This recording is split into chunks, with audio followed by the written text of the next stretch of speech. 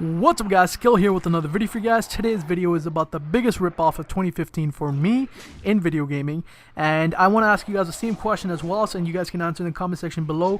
What was the biggest ripoff for you guys in video gaming? Let's not talk about season pass. I'm just talking about like the standard game, because I know season passes are getting ridiculous with games coming up. But I'm just talking about, like, buying the plain game and getting what you had with the money that you bought. What really made you feel like you got ripped off and it was just a horrible game overall? And I'm going to talk about my experience, and I know not everyone's going to agree, but this is what I felt ripped off by. Now, the game I felt ripped off by was the Order 1886, and the reason for that was because this was one of the most hyped exclusives for the PS4. There's so many trailers, so much hype behind it. Graphically, it looked amazing. I was like cutscene graphics in a game. That's amazing. And I was super hyped for the game too. I was following it really closely, and eventually, like 2 weeks before the release, it started, like, there were leaks where people were telling us that the story is super short, and the developer came out, they talked about it, they're like, no, it's not short, these are like speed runs, and you're not enjoying the game. Overall, it should be about 15-16 hours, whatever, all this stuff that the developer comes out and says, basically doing damage control. So that put us to ease. We're like, okay, probably a lie.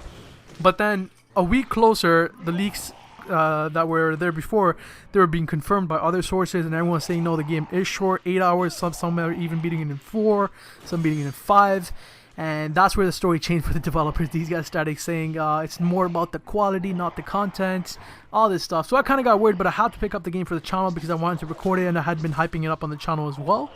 So I picked up the game, and obviously I wasn't allowed to upload it or whatnot. I got my own copy.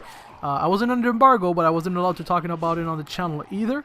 But I beat that freaking game in 5 hours. Like, literally, I brought it, beat it on the first day, and it was shit because it wasn't even a good story. Like, yeah, the graphics were amazing, gameplay was whatever, and it wasn't even a complete story. They just set up for a sequel, which is what pissed me off, because especially in Canada, the games are super expensive.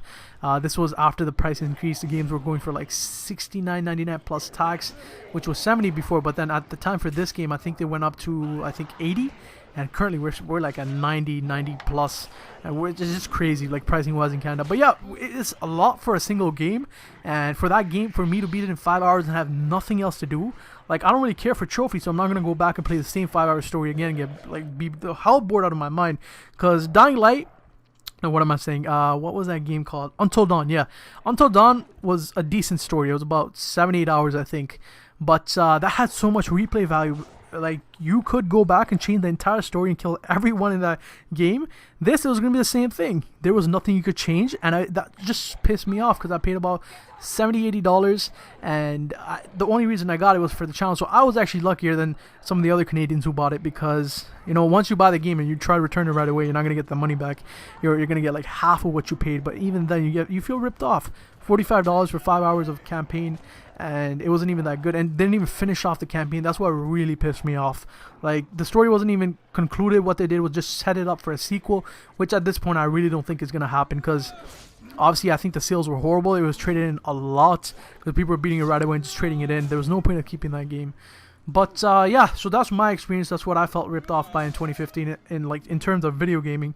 I know we're being ripped off left and right with season passes, microtransactions, and all that stuff. But talking about a single video game, it was the Order 1886. But I would want to see what your guys' thoughts are about me talking about the Order 1886 and being ripped off with that game. I want to know what game you guys felt ripped off by. Let me know in the comment section below, and subscribe for more. If you guys are enjoying these commentaries, let me know.